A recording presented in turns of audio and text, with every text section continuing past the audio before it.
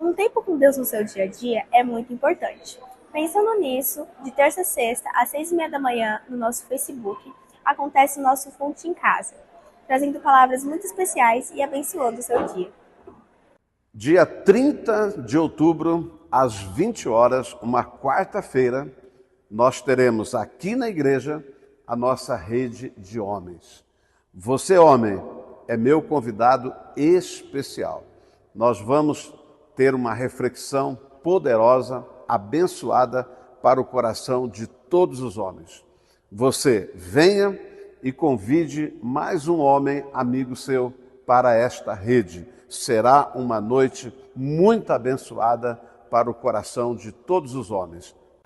E todos os sábados, às 9:30 da manhã, temos o nosso bate-bola com Jesus para todos os jovens e adolescentes. É um tempo de conhecer a palavra de Deus e de se divertir. E aqui na igreja, o Ministério Social está arrecadando alimentos para a montagem de cestas básicas para famílias que precisam. Então, se você pode doar um alimento não perecível, já procure a Sandra, faça sua doação e ajude o próximo. Dia 26 do 10, às 20 horas, teremos a nossa rede de casais. Estará conosco ministrando o casal Piva e Fran. Eles são da comunidade Tempo de Vida de Ponta Porã, no Mato Grosso do Sul. Você, casal, é nosso convidado especial. Não perca esta rede. Será uma grande bênção para a sua vida. Você já fez o encontro? Se você ainda não fez ou já fez e quer fazer de novo, já faça sua inscrição para o nosso Encontro com Deus nos dias 15, 16 e 17 de novembro. O encontro é tremendo. Quem já fez, faz de novo, e quem não fez, já te espero.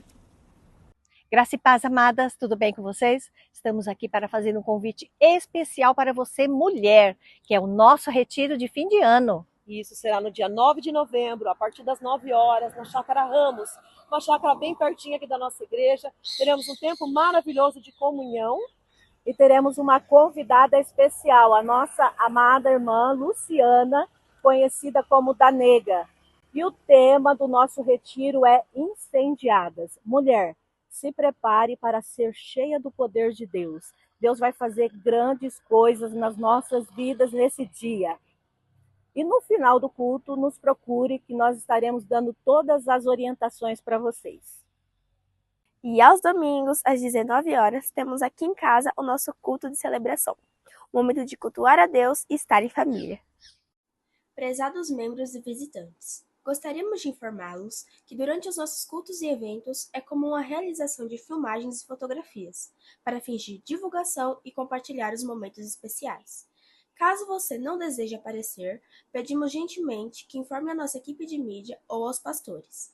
Agradecemos sua compreensão. Atenciosamente, equipe de mídia.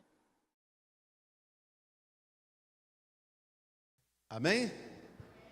Queridos, eu só quero reforçar aqui a nossa rede de casais no próximo sábado.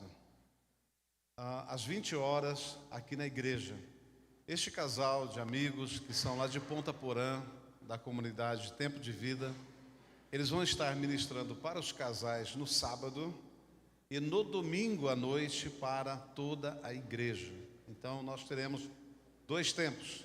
Talvez no sábado o Piva vai estar ministrando aos casais e no domingo a Fran, a sua esposa, vai estar ministrando à igreja. Ainda estamos aguardando eles definirem. Talvez pode ser inverso, né? Mas os dois estarão ministrando. Então eu quero convidar você a estar conosco. Você, casal, venha. Nós não teremos jantar desta vez. Vamos servir um coquetel no final da rede, sem nenhum custo para os casais, para termos aqui um momento de comunhão. E eu gostaria muito que você, casal, viesse e pudesse convidar outros casais também de amigos para estar participando deste momento tão especial. E no domingo que vem, né, este tempo maravilhoso com o casal também. Então convide pessoas, convide sua família para estarmos juntos nesta grande festa. Amém? Graças a Deus. E o encontro com Deus, a inscrição está aqui com o Jonatas. E no final do culto, você que deseja estar conosco, dia 15, 16 e 17 de novembro, nosso encontro com Deus. Amém? Graças a Deus. Queridos, Abram suas Bíblias, por favor, no Evangelho de Lucas.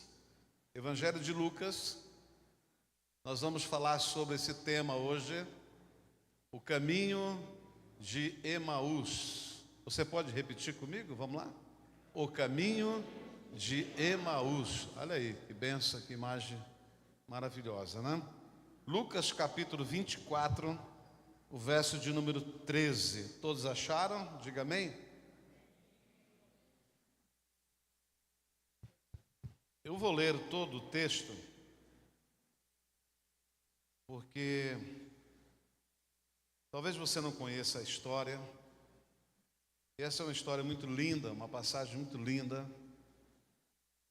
E o texto já é autoexplicativo, vai ajudar bastante a leitura. Vamos lá? Lucas 24, 13. Neste mesmo dia, iam dois deles para uma aldeia chamada Emaús, que distava de Jerusalém 60 estádios. E iam comentando entre si tudo aquilo que havia sucedido. Enquanto assim comentavam e discutiam, o próprio Jesus se aproximou e ia com eles. Mas os olhos deles estavam como que fechados, de sorte que não o reconheceram. Então ele lhes perguntou: que palavras são essas que, caminhando, trocai entre vós? Eles então pararam tristes, e um deles, chamado Cleopas, respondeu-lhe: és tu o único peregrino em Jerusalém que não sabe das coisas que nela têm sucedido nesses dias? Ao que lhes perguntou: quais? Disseram-lhe: as que dizem respeito a Jesus o Nazareno, que foi profeta, poderoso em obras e palavras diante de Deus e de todo o povo. Como os principais sacerdotes e as nossas autoridades o entregaram para ser condenado à morte e o crucificaram. Ora, nós esperávamos que fosse ele quem havia de remir Israel. E além de tudo isso, é já hoje o terceiro dia desde que essas coisas aconteceram.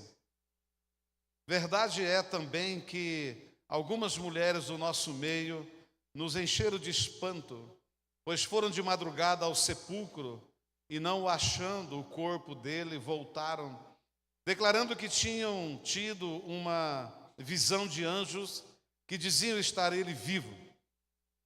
Além disso, alguns dos que estavam conosco foram ao sepulcro e acharam ser assim, como as mulheres haviam dito. A ele, porém, não o viram. Então ele lhes disse: ó nécios e tardos de coração, para crerdes tudo que os profetas disseram. Porventura não importa que o Cristo padecesse essas coisas e entrasse na sua glória? E começando por Moisés e por todos os profetas, explicou-lhes o que dele se achava em todas as Escrituras. Quando se aproximaram da aldeia para onde iam, ele fez como quem ia para mais longe. Eles, porém, o constrangeram, dizendo: fica conosco, porque é tarde e já declinou o dia. E entrou para ficar com eles. Estando com eles à mesa, tomou o pão e o abençoou, e partindo lhe dava. Abriram-se-lhe então os olhos e o reconheceram. Nisto ele desapareceu diante deles. E disseram um para o outro: porventura não se abrasava o coração quando pelo caminho nos falava e quando nos abria as Escrituras? Na mesma hora levantaram-se e voltaram para Jerusalém, e encontraram reunidos 11 que estavam com eles, os quais diziam: realmente o Senhor ressurgiu e apareceu a Simão. Então os dois contaram o que acontecera no caminho e como se lhes fizera conhecer no partir do pão. Você pode dar glória a Deus? Queridos, Jerusalém estava fervendo neste momento.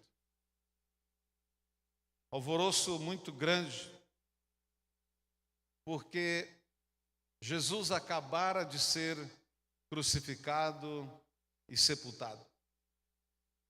Desde a sexta-feira, havia um grande movimento, muita gente alvoroçada, os discípulos sem saber o que fazer. As mulheres foram até o sepulcro e o sepulcro estava vazio e Jesus não estava lá. Os discípulos foram também e não o viram. Enfim, Jerusalém estava tomada por temor, por uma grande notícia, por um espírito de morte, de flagelo. Jerusalém estava vivendo um tempo e um momento bastante triste por causa da crucificação de Jesus e por tanto sofrimento que eles viram. E os discípulos estavam ali acompanhando aquilo. E, no entanto, nós vamos ver aqui neste texto que lemos uma história paralela, porém centrada também no que houve ali naqueles dias. 2 discípulos, não era dos 12, mas Jesus não tinha só 12 discípulos, ele tinha muitos discípulos, alguns um pouco mais distantes, né? Outros que aparecia na calada da noite, né? O outro que pediu o seu corpo para tirar da cruz, né? E tantos homens como mulheres serviam ao Senhor. E esses 2 discípulos estavam voltando para Emaús, talvez voltando para a casa. Jerusalém fervendo, o lugar da crucificação, mas os 2 discípulos resolveram ir embora. O nome Emaús significa lugar de águas quentes, ou lugar de fontes quentes. Era uma cidade, uma região que tinha águas termais. Talvez os discípulos, cansados de esperar e talvez por conta de todo aquele sofrimento ali, eles disseram: acho que é hora de pegar uma termas, né? Pegar uma aguinha quente. Acho que é hora de descansar, porque já é o 3º dia e não aconteceu nada. Já é o 3º dia de espera e tudo está do mesmo jeito. E eles resolvem ir embora para Emaús. Pedro também e alguns outros discípulos resolveram ir pescar. Jerusalém, aquele tumulto todo, o Senhor crucificado, sepultado, e eles disseram: vamos pescar. Você consegue imaginar este ambiente? Você consegue imaginar essa situação? Será que este quadro não é muito parecido com o que nós estamos vivendo hoje, na realidade? Em que cumprimentos da palavra que aponta para o fim dos tempos estão acontecendo todos os dias numa velocidade muito grande. E esses acontecimentos, eles revelam e apontam para a volta iminente de Jesus. E muitos de nós, muitas das pessoas, estão indo para Emaús, estão indo pescar, estão preocupados com os prazeres, com a vida, com as posses, com os projetos desta vida. e não estão atentando para o fim que está próximo e que tudo o que está acontecendo declara a volta de Jesus. E Jesus está para voltar, ele voltará buscar a sua igreja. E quem estiver em Emaús não vai ver.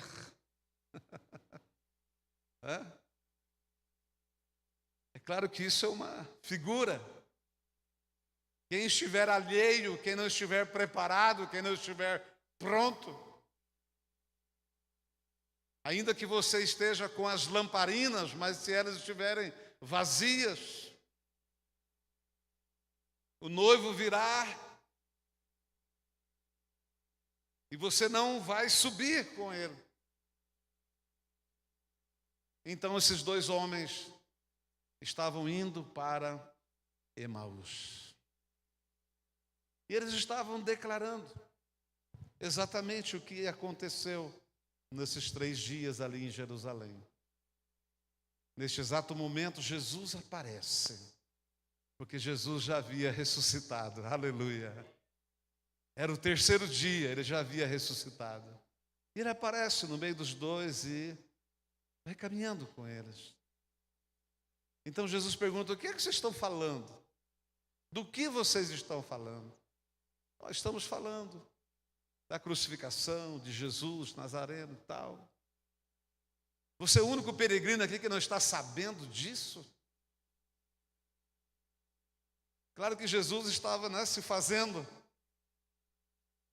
para tentar criar um diálogo com aqueles dois. Tentar refrescar a memória, o coração deles. E então Jesus começa a citar na Bíblia, desde o início até aquele momento, tudo que tem se cumprido, todas as promessas, tudo aquilo que fala do Cristo e o que o Cristo deveria passar. E chega em Emaús, ele acaba entrando na casa dos dois. Interessante que os dois não reconhecem Jesus, não conseguem discernir que era Jesus que estava ali. E é sempre assim, quando nós estamos indo para Emaús, quando nós estamos fugindo do lugar da manifestação do poder de Deus, nossos olhos estão fechados, a gente não consegue ver. Mas a Bíblia diz que quando Jesus senta à mesa com eles e parte o pão, os olhos são abertos e eles reconhecem a Jesus. Diga comigo: no partir do pão, a revelação. Amém? Por isso que Jesus disse: eu sou o pão vivo que desceu do céu. Quando ele parte o pão na ceia, diz: eu me parto por vocês, eu me dou por vocês. No partir do pão é revelado. Por isso que a igreja precisa estar em comunhão, horizontal e vertical. Porque Jesus revela, manifesta na comunhão. Então o tema é o caminho de Emaús. O que aconteceu neste caminho de Emaús? Aqueles discípulos só precisavam ter feito uma coisa e não fizeram: ter ficado ou ter crido na ressurreição. Eles não creram nisso. Porque quem crê na ressurreição, crê na vida. Quem crê na ressurreição, crê no renovo, no recomeço, numa nova história. Quem crê na ressurreição, crê no Cristo que se entregou por nós. Crê no sacrifício. Quem crê na ressurreição, crê na vida eterna. Então, o que aconteceu no caminho de Emaús? Eu fiz aqui algumas observações e eu quero compartilhar com você. No caminho de Emaús, é gerado um ambiente de incredulidade sobre a promessa. Quando estamos no caminho de Emaús, estamos expostos a ser incrédulos. Pega isso daí. Eles só precisavam crer na ressurreição. Eles precisavam crer e não se esquecer da promessa. Eles foram embora. E eles estavam no caminho dizendo exatamente isso. Nós esperávamos que ele fosse o Cristo, que fosse redimir, mas não é, já é o terceiro dia e nada acontece. Eles estavam incrédulos. Diga comigo, Deus me livre do caminho da incredulidade. Amém? Quem tem promessa aqui? Está demorando para cumprir? Eu quero dizer para você que hoje é dia de cumprimento de promessa aqui. Hoje é dia de cumprimento de promessa. Sabe por que aqueles homens foram para Emaús? Porque eles estavam com o coração cheio de incredulidade. Quando estamos neste caminho, estamos vulneráveis, expostos a ser descrentes daquilo que Deus tem prometido para cada um de nós. Quantas pessoas que por um tempo na sua vida creram cegamente nas promessas de Deus, mas hoje já não crê tanto mais. Por quê? Porque começou a trilhar caminhos de incredulidade, caminhos que foram construindo incredulidade, caminhos que foram gerando incredulidade. Você começou a caminhar com pessoas incrédulas e elas foram alimentando a sua incredulidade, as incertezas, dúvidas. E hoje você já não crê tanto mais quanto cria no Senhor.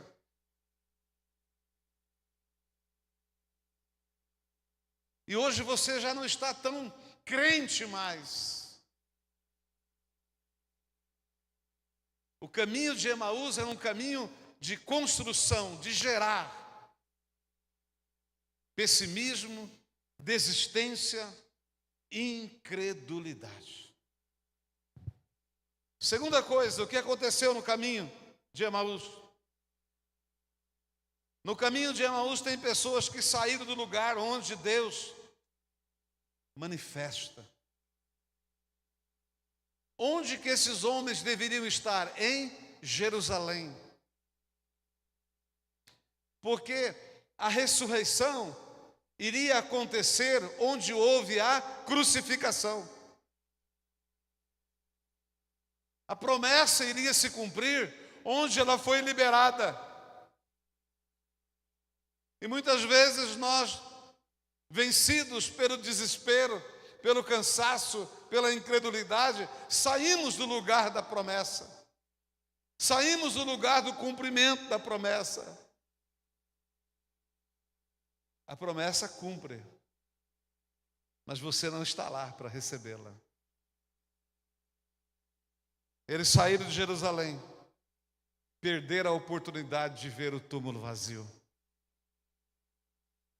Quantas pessoas que saem da igreja, deixam de servir o Senhor, perde a oportunidade de ver o túmulo vazio, perde a oportunidade de ver o leito da enfermidade vazio, perde a oportunidade de ver a porta aberta, perde a oportunidade de ver a depressão curada, perde a oportunidade de ver a família salva. Por quê? Porque não está no lugar onde a promessa foi liberada. A promessa, eu repito, a promessa irá se cumprir onde ela foi liberada. Não saia daquele lugar. Se Deus falou que vai te abençoar aqui, fica aqui. Plante aqui. É aqui que Deus vai te levantar, é aqui que Deus vai manifestar, é aqui que Deus vai colocar você na posição de bênção. É a partir daqui, é a partir do lugar onde a promessa foi liberada que Deus irá projetar para o reino.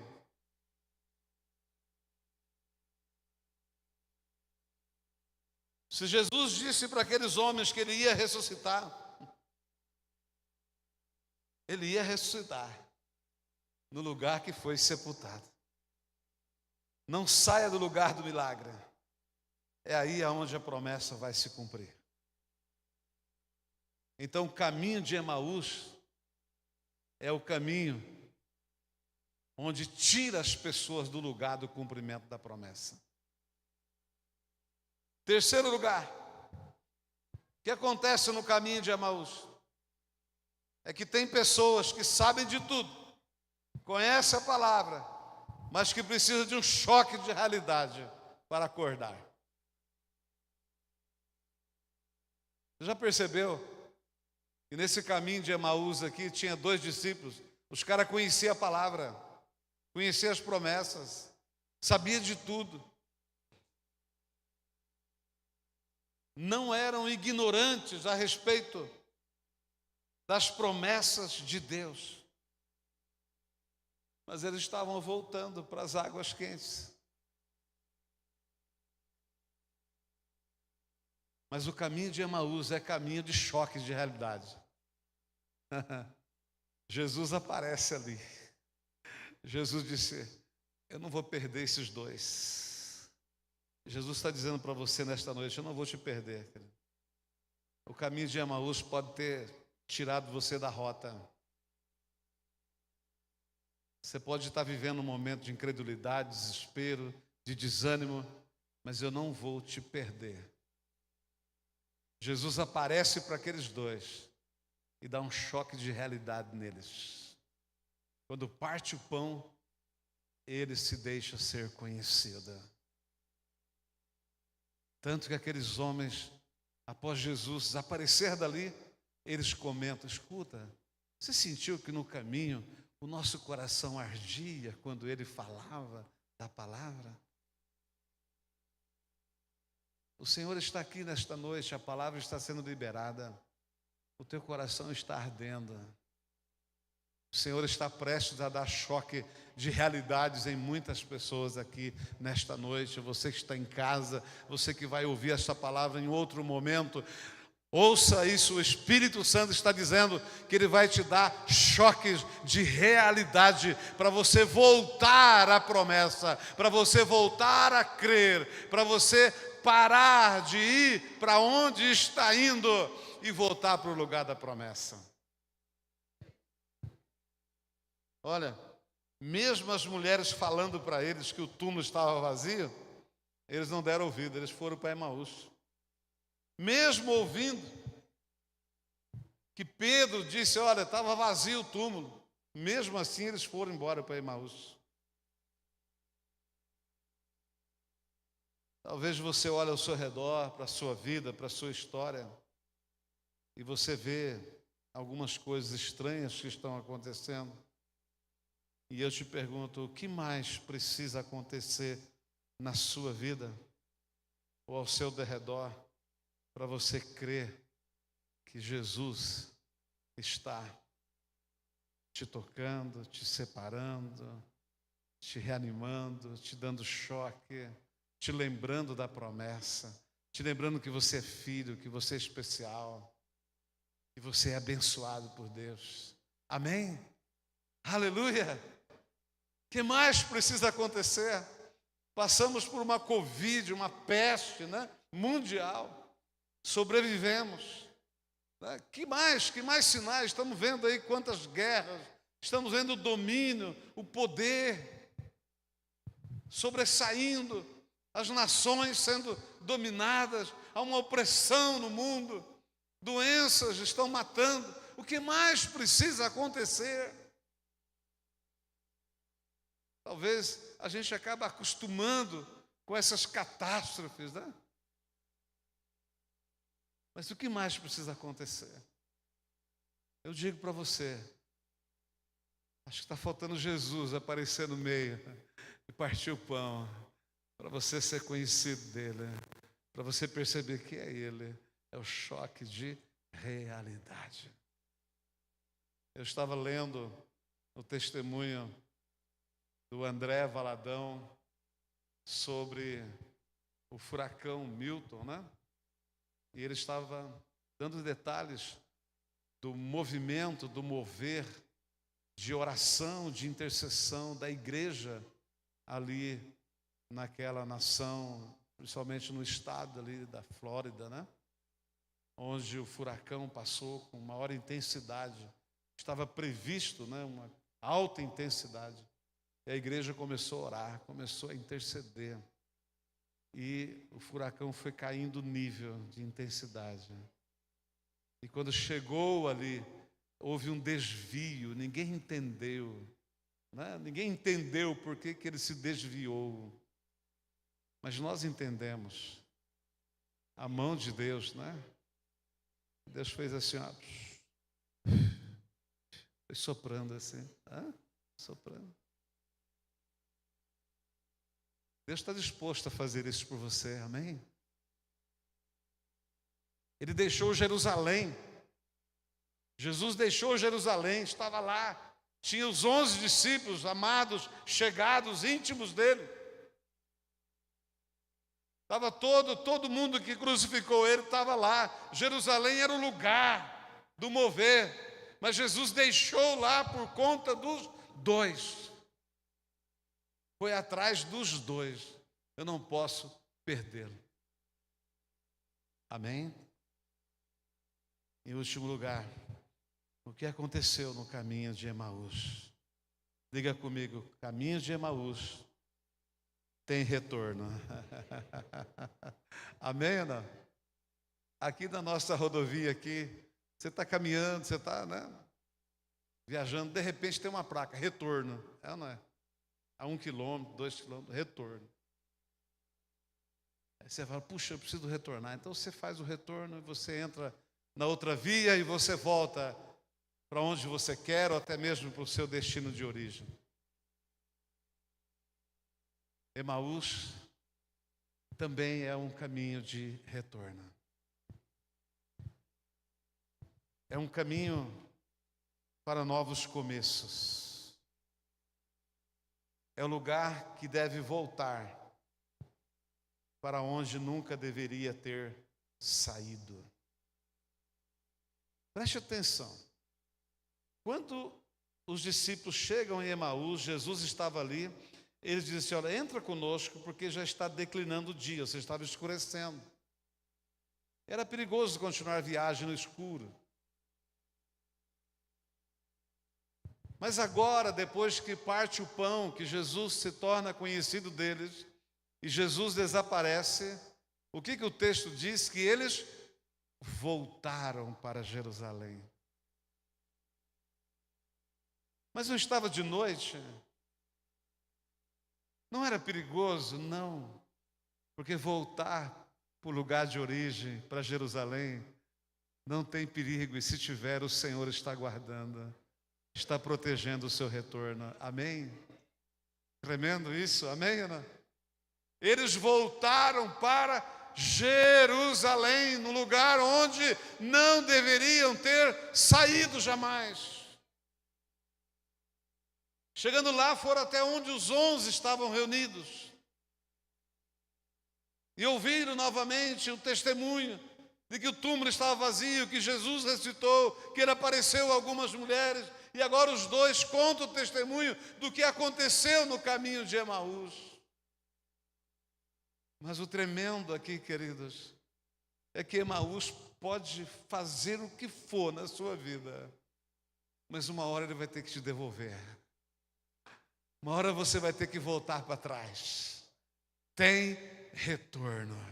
Se Emaús foi uma rota de desvio, também é uma rota de retorno. E eles retornaram para Jerusalém.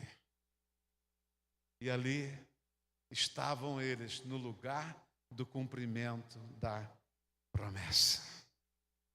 Agora aquela incredulidade deles sai e eles voltam a crer. Eles voltaram para a presença do Senhor. Como eu disse, Jerusalém estava fervendo, alvoroçado, porque as pessoas estavam declarando: Jesus, ele ressuscitou. Então é para lá que eu vou. Se ele ressuscitou, é para lá que eu vou. Quero ir no lugar onde tem um Deus vivo, não um Deus morto. Eu quero ir num lugar onde a promessa se cumpre. Eu quero ir para um lugar onde tem vida de Deus. Eles procuram os discípulos e confirmam. Aleluia. Eles encorajam ainda mais os 11 discípulos, porque eles trazem um testemunho novo, atualizado. Ora, Jesus apareceu conosco. Nós voltamos para Jerusalém, nós voltamos. Nós não vamos mais fugir. Nós não vamos mais, sabe, para Emaús. Nosso lugar é Jerusalém. Qual é o lugar? Qual é o seu lugar? Talvez o comodismo nos coloca e oferece nos lugares que a princípio pode ser até melhor. Talvez hoje foi difícil de você vir a este culto. Foi uma luta grande, mas você veio para o lugar do cumprimento da promessa. Eu tenho vivido o cumprimento de promessas de Deus na minha vida. Amém? Sei que não é fácil, sei que é muito difícil, requer um investimento de fé muito grande, não desistir, não desanimar, não esfrie, porque as promessas que Deus tem para a sua vida estão borbulhando.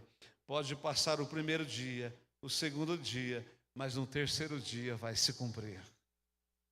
E se você não estiver no lugar do cumprimento da promessa, você está onde? Em Emaús. Então Emaús não é lugar para você, o teu lugar é Jerusalém. Diga à pessoa que está ao seu lado, cutuque ela, diga: Emaús não é o teu lugar, meu irmão. O teu lugar é Jerusalém. Aleluia. O caminho de Emaús é o caminho do diálogo. É o caminho da compreensão. É o caminho da atualização. E também é o caminho do retorno para a glória de Deus. Amém? É o caminho do retorno. Eu quero convidar os nossos irmãos músicos que venham aqui, por gentileza. Quero convidar você a se colocar em pé também. Aleluia! Deus é bom o tempo todo. Ele é maravilhoso demais.